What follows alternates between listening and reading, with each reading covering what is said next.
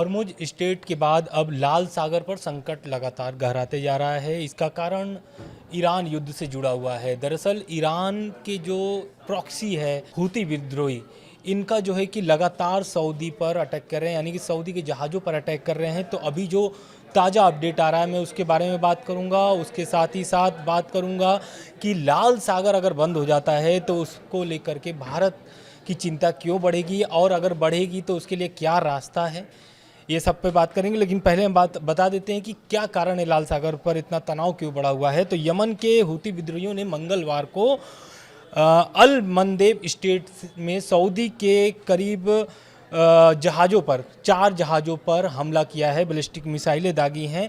और रिपोर्ट के मुताबिक इसमें 4 क्रू मेंबर यानी जो वहाँ पर जो जहाज़ कर्मी थे उनकी मौत भी हुई है, जिसमें कि 3 पाकिस्तान के थे और 1 इंडोनेशिया के थे। तो लाल सागर पर लगातार तनाव बढ़ते जा रहे हैं। स्ट्रेट ऑफ हॉर्मुज का पता ही है कि अभी किस तरीके के हालात वहाँ पर बने हुए हैं। अमेरिका का नाकेबंदी भी है, वहीं ईरान जो है कि अपना दबदबा बनाया हुआ है स्ट्रेट ऑफ हॉर्मुज पे। तो कुल जमा बात करेंगे कि लाल सागर अगर बंद होता है तो उसको लेकर के भारत का अगला स्टैंड क्या होगा। हमारे साथ जुड़े हुए हैं अंतर्राष्ट्रीय मामलों के जानकार शरद कोहली जी। मैं आनंद कुमार प्रजापति, नमस्कार।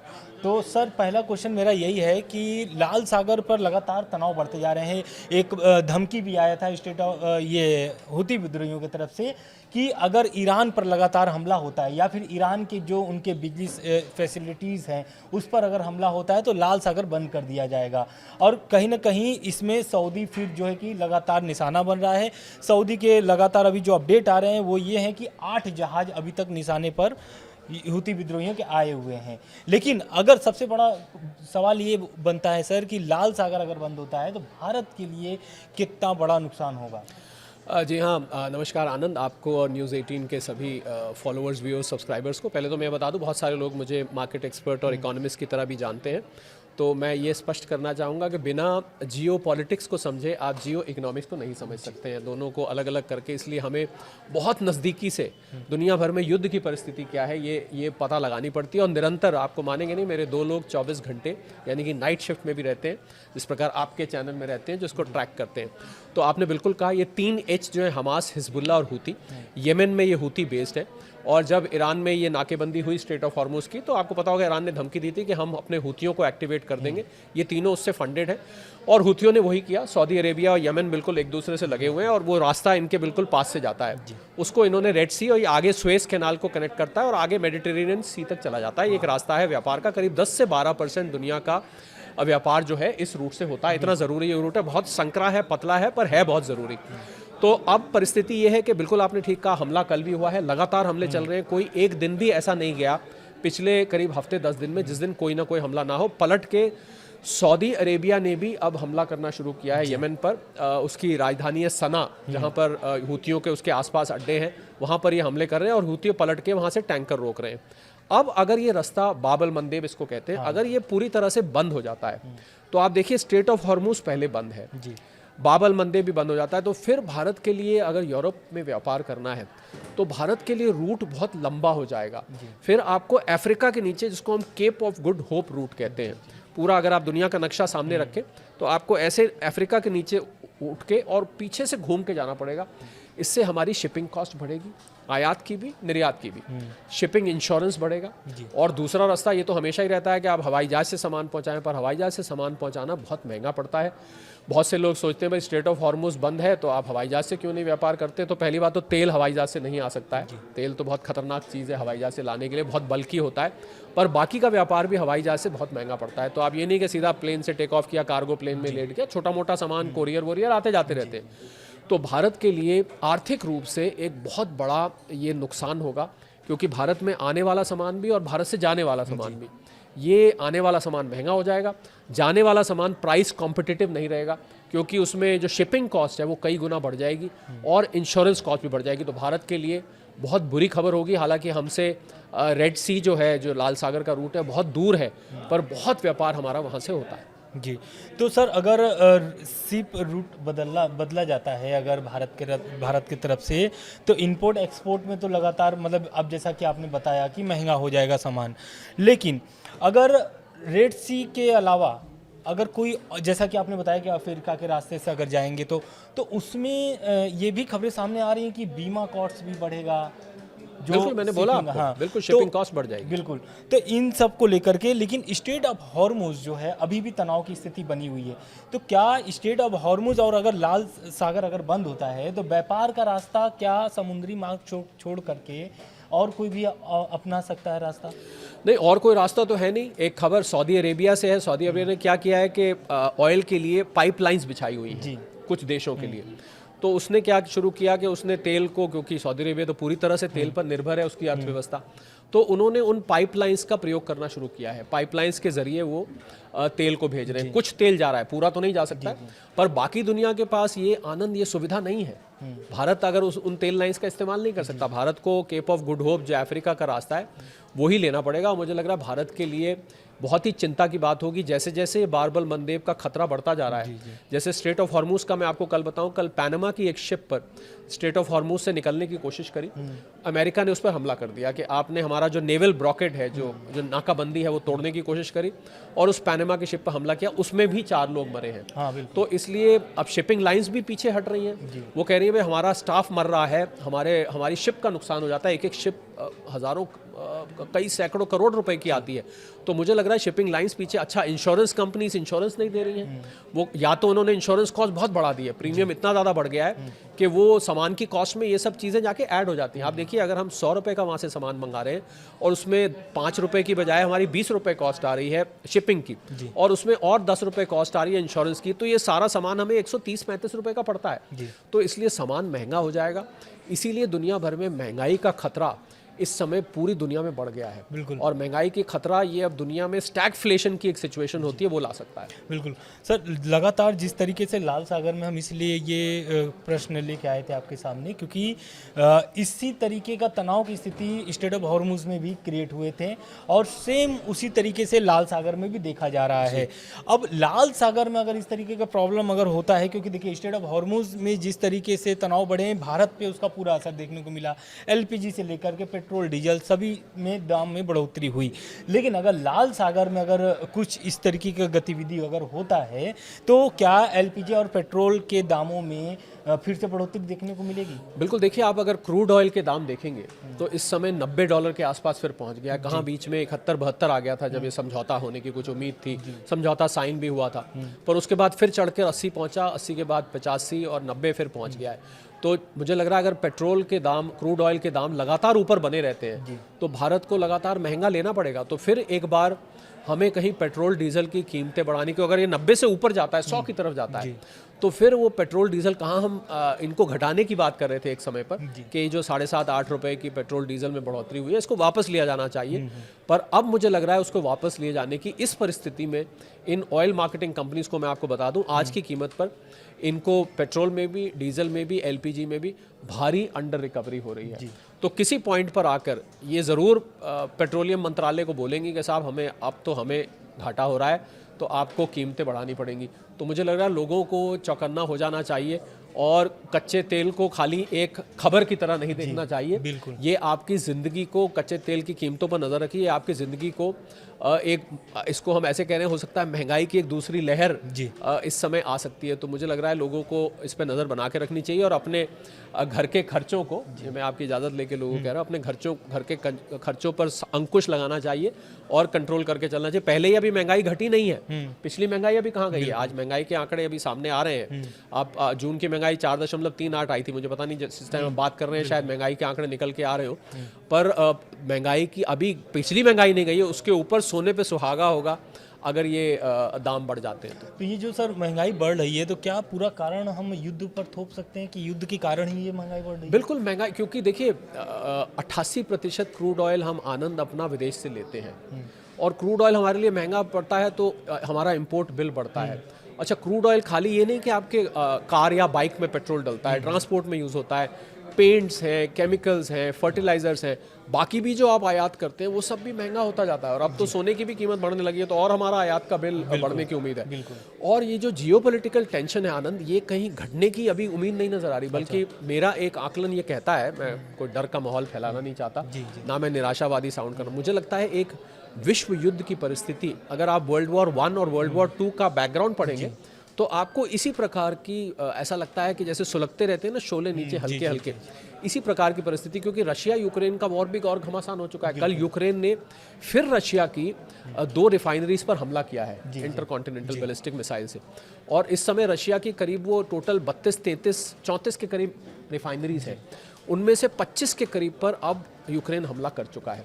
अब आप पूछेंगे क्योंकि रशिया तो बहुत बड़ा देश है, लेनिनग्राड से व्लादिवोस्टॉक जो 2 सिरे हैं रशिया के, वहाँ से अगर आप ट्रेन से जाएं तो आपको 10 दिन लगते हैं। सोचिए आप कितना लंबा, कितना बड़ा देश है। तो इतनी बड़ी मिसाइल्स इसके पास कहाँ से आई? इनके पास मिसाइल्स आ रही है नेटो से। नेटो के देश जर्मनी है, फ्रांस है, यूके है, अमेरिका है, ये उसको मिसाइल्स दे रहा है। इससे रशिया भड़क रहा है और रशिया को ये लग रहा है कि ये लोग प्रॉक्सी वॉर हमारे ऊपर लड़ रहे हैं, कि ये युद्ध असल में नेटो लड़ रहा है और सामने इन्होंने यूक्रेन को किया हुआ है। इसी वजह से एक और बहुत ज़रूरी बात है कि ईरान को रशिया पीछे से पूरी सपोर्ट दे रहा है और इसके अब सबूत भी मिल चुके हैं। आपको पता होगा यूक्रेन ने एक ईरानियन टैंकर पे हमला किया था क्योंकि वो रशिया से उसका कुछ हथियारों का आदान प्रदान चल रहा था। तो ये जो परिस्थिति बन रही है कि रशिया चाइना का ईरान का साथ देना और नेटो का यूक्रेन का साथ देना, ये विश्व युद्ध की एक रेसिपी है। मुझे ऐसा लग रहा है, मैं कहने से संकोच कर रहा हूँ, पर मैं चाहूँगा कि मैं जो बात कहने जा रहा हूँ वो गलत हो जाए। पहली दफ़े कोई ऐसा कह रहा होगा कि बोलूँगा भी और गलत भी हो जाए, कि 2030 तक या उससे पहले हम एक विश्व युद्ध में होंगे और ये बहुत ही दुनिया के लिए चिंता, क्योंकि जान माल का नुकसान का पूरी की पूरी रेसिपी तैयार हो जाएगी। बिल्कुल। एक जैसा कि अभी आपने बताया कि विश्व युद्ध जो थर्ड है वो आने की संभावना, उसकी भूमिका बिल्कुल। तो लेकिन एक स्टेटमेंट मुझे याद आ रहा है, ट्रम्प का वो स्टेटमेंट है, जब वो आ रहे थे, जब चुनाव लड़ रहे थे, तो उन्होंने एक दावा किया था कि वो 100 दिन में सारे जगहों पर युद्ध खत्म कर देंगे। लेकिन अभी आप देखिए कि रशिया यूक्रेन से जो युद्ध हो रहा है वो लगभग 3 साल के ऊपर हो चुके हैं। नहीं 4.5 साल हो चुके हैं। बिल्कुल, हाँ 4 साल हो चुके हैं। और वहीं आप देखिए तो इधर से ईरान बल्कि और तनाव बढ़ गया है, ईरान से भी युद्ध शुरू हो गया है। जहां बात हो रही थी कि रशिया यूक्रेन की युद्ध को खत्म किया जाएगा, लेकिन वहीं अब देखेंगे आप तो ईरान से भी युद्ध शुरू होने लगा है। एक उनका अभी ताज़ा अपडेट बयान आया हुआ है उनका, उन्होंने एक बार फिर से, जैसा कि वो बार बार दावा करते हैं, एक बार उन्होंने फिर से दावा कर दिया है कि स्ट्रेट ऑफ हॉर्मुज़ जो है कि उनके फिर से नियंत्रण में आ चुका है। और वहीं ईरान जो है कि कह रहा है कि हमारी जो शर्तें हैं उसको आप पूरी करिए तो हम स्ट्रेट ऑफ हॉर्मुज़ फिर से खोल देंगे। तो ये तो तनाव की स्थिति बनी हुई है। जैसा कि अभी आपने बताया कि ईरान और रूस का जो तालमेल था या फिर जो उनके एक तरीके से सहयोगी बताए जा रहे थे वो खुल करके अब सामने आ गया है, क्योंकि यूक्रेन ने हमला कर दिया था।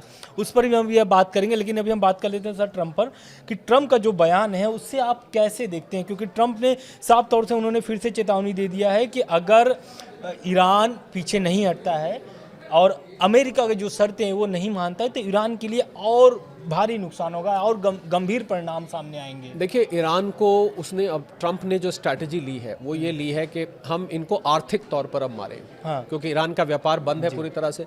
उनका जो ईरानी रियाल है वो 10-15 लाख रियाल का $1 हो चुका है। वहाँ महंगाई 60-70% इन्फ्लेशन हो चुका है। तो अब डोनाल्ड ट्रम्प जो है अब उसको आर्थिक मार के इनको ऐसे ही छोड़ दो, बंद करके छोड़ दो और इनको धीरे धीरे तिल करके जिसको मारना होता है वो मारो। तो मुझे लग रहा है कि परिस्थिति, डोनाल्ड ट्रम्प के बयानों की बात करें तो हास्यास्पद मैं कहूँगा कि उन्होंने कहा था 100 दिन में रुकवा दूंगा, तो खुद ही इस समय दुनिया के सबसे बड़े युद्ध में उलझ गए हैं, तो रुकवाएंगे क्या? वो तो बिल्कुल ही उनकी बात पलट हो गई।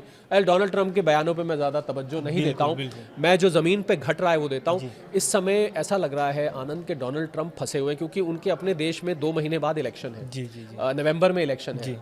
तो एक तरफ उनको जनता के पास जाना है, रिपब्लिकन्स उनके खिलाफ होते जा रहे हैं, अप्रूवल रेटिंग उनकी गिर रही है। दूसरी तरफ युद्ध से वो पीछे नहीं हट सकते हैं, उनको युद्ध को किसी मकाम पे पहुंचाना पड़ेगा। पर इस समय उन्होंने जो परिस्थिति अपनाई है कि इसको छोड़ दो, पर मुझे लगता है ऐसी ये परिस्थिति, ये जो उनकी स्ट्रैटेजी है ये भी काम नहीं करेगी। क्यों नहीं करेगी? कि ईरान थोड़े दिन बाद हमला करेगा, वो अमेरिका को प्रोवोक करेगा, जिसको हम इंग्लिश में प्रोवोक करते हैं, किसी को उकसाना। तो वो क्या करेगा? फिर हमला। जैसे आपने देखा पीछे जब रुका हुआ था तो ईरान ने फिर एक मिसाइल चला दी, फिर एक मिसाइल चला दी, तो इसमें फिर अमेरिका को पलटवार करना ही करना पड़ता है। तो परिस्थिति कोई ये ना समझे कि युद्ध अब शांत पड़ा हुआ है, ये युद्ध अब पॉज मोड में आ गया है, ऐसा बिल्कुल नहीं है। नीचे शोले जो है वो सुलग रहे हैं और कभी भी वो आग का रूप ले सकते हैं। बिल्कुल। तो इसमें सर जो इजराइल की डिमांड थी, इजराइल तो अभी भी चाहता है, यानी कि बेंजामिन नेतन्याहू जो है वो अभी भी चाहते हैं कि युद्ध जारी रहे, और उसका साफ कारण है कि युद्ध जारी रहेगा तो वो चुनाव वहाँ पर नहीं घोषणा होगी, नए चुनाव नहीं होंगे। लेकिन इसमें बात आती है यूक्रेन की सर, जैसा कि अभी आपने बताया कि यूक्रेन ने हमला किया था तब जाकर के मामला खुला। तो क्या यूक्रेन के ईरान पर हमला करने से तनाव की स्थिति जो है कि और बढ़ गई है, यानी कि क्या ईरान जो है कि अब खुल करके सपोर्ट करेगा रसिया का? बिल्कुल, देखिए ऑलरेडी इसके सबूत मिल चुके हैं। हाँ। और अमेरिका को अब एक और खतरा हो गया है जी। ये खतरा हो गया है कि अगर रशिया ईरान की मदद कर रहा है, चाइना ईरान की, देखिए अभी तक लोग ये सोचते थे जब से युद्ध शुरू हुआ, और हमने भी शायद इसके बारे में पहले बात करी है, कि ईरान जॉर्डन पर, बहरीन पर, कुवैत पर हमला करता है, पर अमेरिका तो सीधा ईरान में जाके हमला करता है। तो ईरान मेनलैंड अमेरिका में क्यों नहीं हमला करता है? इसका कारण ये था कि ईरान के पास इतनी लंबी दूरी की मार करने वाली मिसाइल नहीं है। अब जो खबर आई है उससे मुझे लगता है डोनाल्ड ट्रंप भी अंदर से डर गए होंगे कि 15,000 किलोमीटर रेंज की मार करने वाली मिसाइल्स रशिया और चाइना की मदद से ईरान इकट्ठी कर रहा है। आप सोचिए अगर ये मिसाइल आ जाती है और अटलांटिक ओशन पार करके ईरान ने अगर अमेरिका के ऊपर मिसाइल चला दी, तो कितनी भयावह परिस्थिति खड़ी हो जाएगी। अमेरिका के अंदर हमला हो जाएगा और उससे अमेरिका बुरी तरह से भड़क जाएगा। तो परिस्थिति, मैंने जैसे आपको कहा कि मुझे ये विश्व युद्ध की भूमिका, ये जो एक दूसरे देश की मदद करना पीछे से चुपके है ना, ये ज़्यादा खुल के सामने आके युद्ध करना फिर उतना खतरनाक नहीं होता है, पर ये पीछे से छुप के जो मदद करना होता है, ये विश्व युद्ध की आग को भड़काता है। तो ये परिस्थिति अब अमेरिका को, तो ये भी बहुत से लोग अमेरिका में इस बात को कह रहे हैं कि ईरान के पास चुपचाप हो सकता है वो मिसाइल आ गई हो एक दिन, अगर आपने हमला किया उठा के वो सीधा 15,000 किलोमीटर रेंज वाली मिसाइल आपके न्यूयॉर्क पर या वाशिंगटन पर कहीं जाके गिरा दे, फिर आप क्या करेंगे? तो इसलिए मुझे लगता है कि लोगों को बहुत बारीक नज़र बना के रखनी है। मुझे लगता है ये जो पॉडकास्ट जैसी ऐसी होती हैं, ये आपको उसी तरफ जागरूक करती हैं, आपकी जानकारी बढ़ाती हैं, और इनको ट्रैक रखिए। हम लोग क्या होता है आनंद, हम अपनी भारत की खबरों में कॉकरोच जनता पार्टी हो गई, झारखंड का, ये भी सब चीज़ें ज़रूरी हैं। हम अपनी दुनिया में इतने खो जाते हैं और बाकी की दुनिया बाहर की बहुत बड़ी है आनंद। क्योंकि अब जैसा अभी हमने पहला क्वेश्चन उठाया भी था कि लाल सागर में अगर लाल सागर बंद हो जाता है तो भारत की सीधा आम आदमी को, बिल्कुल आम आदमी को ये एक तरीके से प्रभावित करेगा। एक बात और रह गई सर कि आपने बताया चाइना और रशिया ईरान के साथ है, उत्तर कोरिया यानी कि किंग जोंग उन जिस तरीके वो भी उसी से ग्रुप के हैं, बिल्कुल ग्रुप के हैं। और आप देखे भी होंगे जब रशिया यूक्रेन युद्ध अभी भी चल रही है, बीच में उन्होंने कुछ साल पहले मिसाइल भी अभी भी छोड़ी है, 2-3 दिन पहले वो एक अपने सेना भी भेजे हुए थे रसिया, तो उसी तरीके से क्या ईरान भी भेज देंगे? सेना भी भेजा हुआ था, उन्होंने 2 दिन पहले एक मिसाइल टेस्ट भी किया है। अच्छा। और वो मिसाइल टेस्ट साउथ कोरिया के पास आके गिरा है। साउथ कोरिया ने इस बात पे एतराज़ जताया है कि ये क्या मजाक है, हमारे यहाँ पर आके थोड़ी सी और होती तो हमारे यहाँ गिर पड़ती। तो नॉर्थ कोरिया तो वैसे ही लड़ाई के मूड में रहता है आनंद, वो तो हमेशा जैसे बोलते हैं ना, बंदूक पर, घोड़े पर उंगली अपनी तान के रहता है। तो नॉर्थ कोरिया को तो एक इशारा मिलने का देर है, और नॉर्थ कोरिया न्यूक्लियर आर्म्ड है, ये नहीं भूलना चाहिए। बिल्कुल। जो भी न्यूक्लियर आर्म्ड नेशन होगा उसको अगर आप उकसाएंगे, इसीलिए मैं जब रशिया को नेटो बार बार उकसाता है तो मैं विश्व युद्ध की बात करता हूं, क्योंकि आज भी रशिया ने, मैं आपको बता रहा हूं, बेलारूस में, जो कि रशिया के पड़ोस में देश है और उसका बहुत पक्का दोस्त है, वहां पर ऑर्शनिक नाम की मिसाइल यूरोप की तरफ तान रखी है। अच्छा। जर्मनी की तरफ, फ्रांस की तरफ, यूके की तरफ, पोलैंड की तरफ, नॉर्वे की तरफ, फिनलैंड की तरफ। इनफैक्ट आपको शायद जानकारी होगी, फिनलैंड और डेनमार्क में वहाँ पर जो सरकारें हैं उन्होंने अपने नागरिकों को वॉर ड्रिल की प्रैक्टिस शुरू कराई थी। अच्छा। और बंकर्स बनाने शुरू कर दिए चुपचाप। स्वीडन में, डेनमार्क में, नॉर्वे, जो चारों नॉर्डिक कंट्रीज बोलते हैं इनको, स्कैंडिनेवियन पेनिनसुला बोलते हैं, इसमें उन्होंने अपने नागरिकों को युद्ध के लिए तैयार रहने की कोशिश करी है। यही कोशिश पोलैंड ने भी कर रहा है कि हम बंकर्स बनाएं ज़मीन के अंदर, क्योंकि रशिया तो यहाँ कभी भी, ये बहुत पास है ये देश रशिया से, ये मुश्किल से आपको 200, 300, 500, 700 किलोमीटर रेंज में है अगर ये बेलारूस से चलाते हैं।